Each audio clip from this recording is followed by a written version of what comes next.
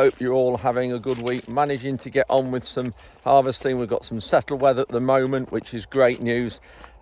We finished our wheats, as you'll remember from the video I did last week. We finished all our winter wheats on Thursday evening or Friday morning, about 1:30 in the morning, because of the rain that was forecast on Friday and Saturday that didn't materialise. Amazes me, they've got all this technology forecasting this weather, and they can still get it so wrong as that. Saturday was forecast to be a wet day. I think we got forecast to have 13 millimetres and we got nothing. About 2 millimetres Friday, so they got it well wrong. This update, we're looking at starting soloing. We're starting to cultivate for our next year's crops, and we've got the 8RX on the solo and the Unipress. We take a bit of a look at that. And here I'm stood in the field of haricot beans, navy beans. Now these are really interesting. You can just see them there. I will try and take a pod and split it out. I'm not going to do much of an update in here, just a bit of a teaser for you, because you can see there, if I can open them up, that is the beans. You can see nice and stain free, which is great. Going to have an update on these on Sunday, so a bigger update on these on Sunday. And also this update, we're looking at spraying off the oats and the beans and the barley with Roundup, with glyphosate, because they are so green, and we're going to spray them off ready for harvesting hopefully in a week's time. So we've got all that in this midweek update. So thank you very much for watching. Hope you enjoy it. Please come back with any questions as always, and I'll do my best to answer them, and we'll see you at the end. Ruben's put us some glyphosate on the spring barley. We've got a lot of green growing in it, you can see here. Huge amount of regrowth that won't go through the combine very well. So there's a bit of breeze this morning, but we're on low drift nozzles and we've gone slow around the outside, but it's doing a good job really.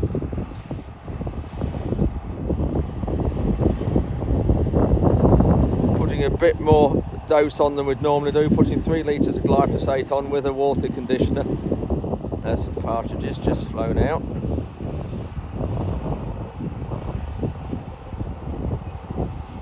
Yeah, you can see here all the green. This needs killing off, so we won't be able to be combining this for probably 10 days. The harvest interval here is 7 days, but the time the Roundup works properly, you can just see there's a tinge of green in all of this, all through here.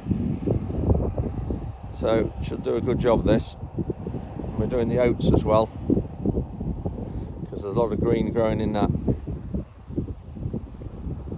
When you look at these areas, some of them are flat. These aren't going to be fun to combine. They're going to need to be done when it's dry. You can see it's not very tall, some of that.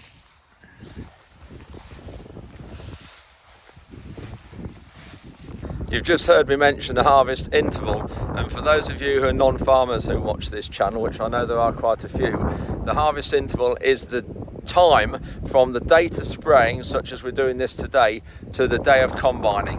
And on cereals, the harvest interval for glyphosate is 7 days. On other crops it's more, and it varies, and all we have to do is look at the label, and the label on the can will give us the harvest interval for the various crops we're looking to treat. I'm just following Tom with the solo and the Unipress down to one of the HEATHLAND fields. Just need to get it set up. We haven't done much on this RX with it, and it's leaving it ridged on the side, and we think it's to do with the width of the machine that the machine's set at, and general maybe GPS issues. So we're just going to have a look at it and try and get it sorted. Just while I'm following Tom down the lane, just in answer to a question that came of this last week's, or somebody was watching one of my videos, not this last week or 2 ago, looking at stewardship, want to know what is stewardship. And stewardship is a scheme where the government are encouraging farmers to go into, and it takes land out of producing food for humans and for the British population, and they're encouraging us to put land into producing food and habitat for wildlife and nature. And they're doing more and more of this, and this is what we're not happy with as farmers, because they're encouraging us to do this. Yes, they are paying us to do it, and one of the, I can't remember all the payment rates, but with one of the rates we're on is the wildflower margins around the field, and they're paying us, I think it's £670 a hectare, so divide that by 2.5 roughly to get to an acre. And then there's a winter bird food plot option that we're doing, you've seen us establish, which provides food for birds in the winter. So it's we've got a cereal based mix we put in that will flower and produce seed going into the autumn and the winter, and it drops it on the ground and provides the food over the winter to keep birds and wildlife from going hungry, and provide shelter as well. And I think that one's probably just similar payment, maybe just over £700 a hectare. But the problem we've got is the government are encouraging us to do this all the time, and quite happy to pay us to take land out of producing food, but it leaves us short of our own food, and so they're quite happy to do trade deals with other countries to make that shortfall up of food. But the problem we've got is that a lot of the countries they're doing these trade deals with produce food to a lower standard than we do here in the UK, and a lot of the food's produced with products that we're banned from using. Yeah, they're quite happy to stop us using products to clean up, or supposedly clean up our environment, what they say, in our atmosphere and the air and the water and everything like that, but quite happy to import food grown with those products that they say are damaging our environment. So they're quite happy to damage other countries' environment by encouraging them to grow it and import to us, but don't want us to. So the problem we've got is that we're not on a level playing field, and this is the biggest problem. We need to be put on the level playing field with the rest of the world, because at the minute we're having a job to compete with the input prices and things like that. Anyway, I'm now just got to the field. I'm in the farm van, by the way, at the minute. I've got to the field, Tom's just unfolding it, so we'll have a look and see how we can sort this out. A bit slower at unfolding the presses.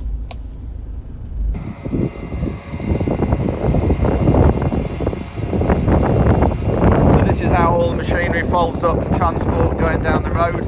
Apologise for the wind.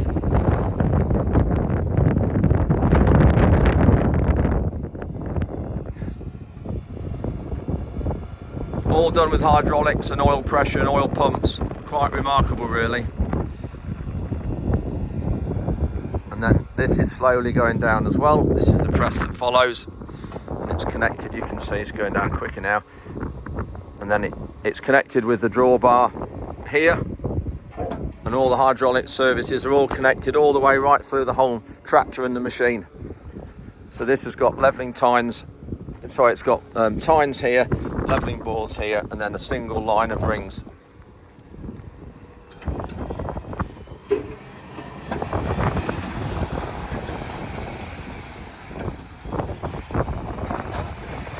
So this is the headland where it's been stood in water all year, you remember seeing in the videos. So we're going to loosen it with the legs and really try and remove the compaction here and sort this out. Heavy land, you can see here. When I say heavy land, what we mean by that as farmers, that means it's got a high clay and silt content, or one or the other or both. And this happens to have got the high clay and silt content. But got a lot of time to weather this one before it's planted with wheat again. It won't be put in with wheat until towards the middle end of October.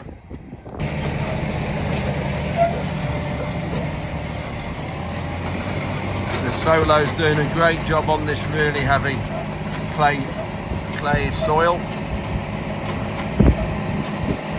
Mixing up the straw with the soil and loosening it underneath. We've had so much water over this last year. We're going to do a lot of our land with this to really set it up for next year. This particular field was done with our, we had a Kuhn small disc machine on demo last year, and it did a good job, but in hindsight, looking at it, I think this is where some of our fields have suffered, because we've had such a wet year. You can see here, got the discs at the front, chopping and mixing to the start. Then we've got 6 legs going in, probably 10 or 12 inches deep, with wings on the bottom. I'll show you those when they come out of the ground. Then a DD packet to firm it at the back there, or in the middle rather, and then another set of discs at the back. So you see what they're doing. Mixing it further, chopping it, doing a really, really good job.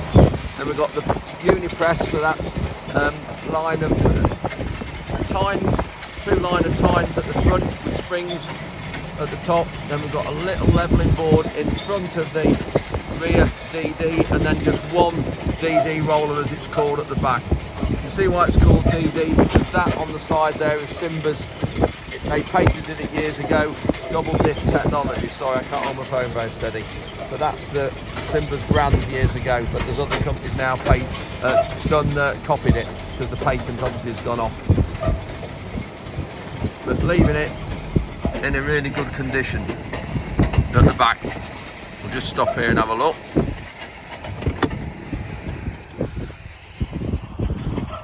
You can see it shining a bit. That just shows that's the clay in it.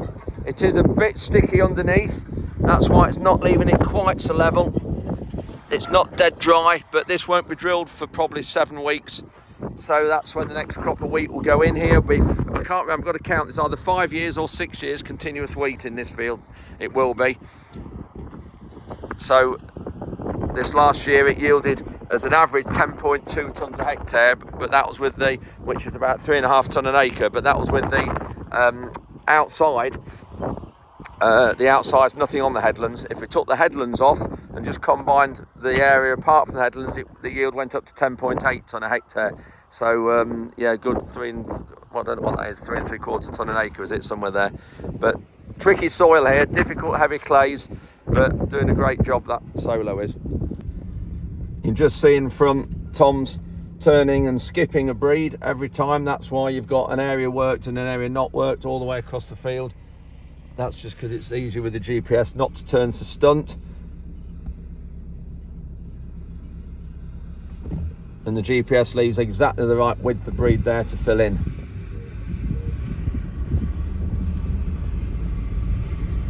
We'll just have a look at those rear tines on the unipress. You'll see them better this way.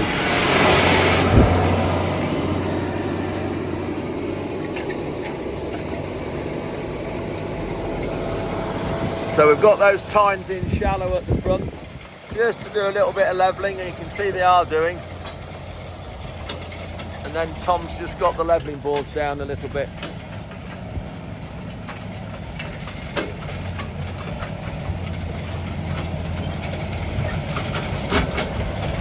You can see there, it just took some pulling there. That's through that tram line. So it just shows you how much harder the tram lines are.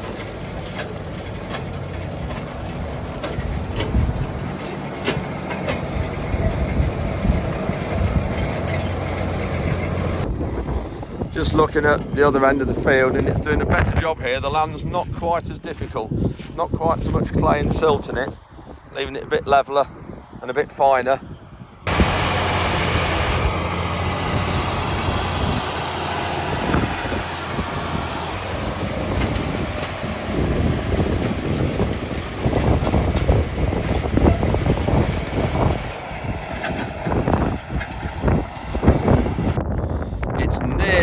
Wet. When you see it picking a lump up like this, you can see that lump was in there, and it's the press that's picking it up because it's so sticking wet. That lump should have been in there like that, and it shouldn't be as big as that. When it's a bit drier, you end up with a lot smaller lumps. So it's just on the borderline of being too wet, to be honest.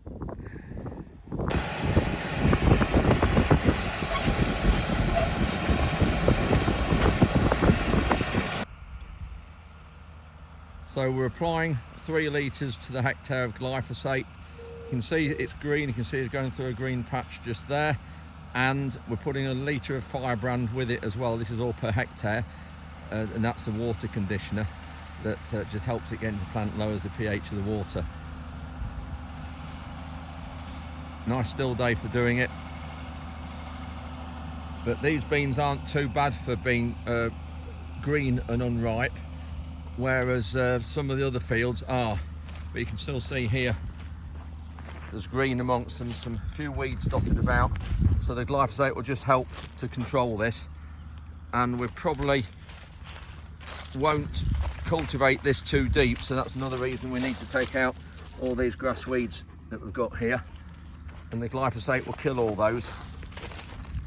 Got an all-seed rape plant there that's been ravaged by flea beetle. You can see all the leaves chewed away, and this field hasn't been all-seed rape for probably, I think, 4 years, maybe even 5 years. So the GPS switching the sprayer on as it comes out the headland. You see as it goes along the boom there, it's automatically doing that because the outside's been done as it went round the field.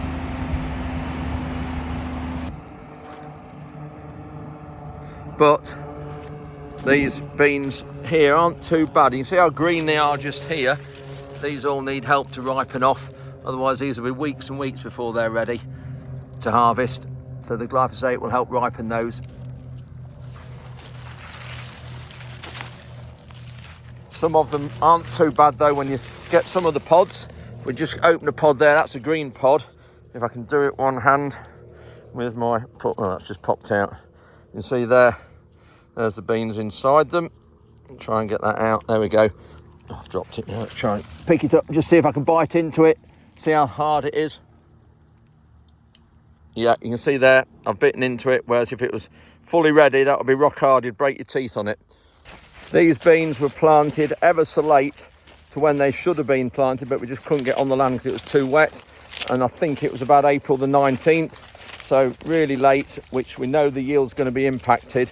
But as I've said before, and for the benefit of new viewers here, that we get a real benefit to growing wheat after beans compared to wheat after any other break crop. That's normally.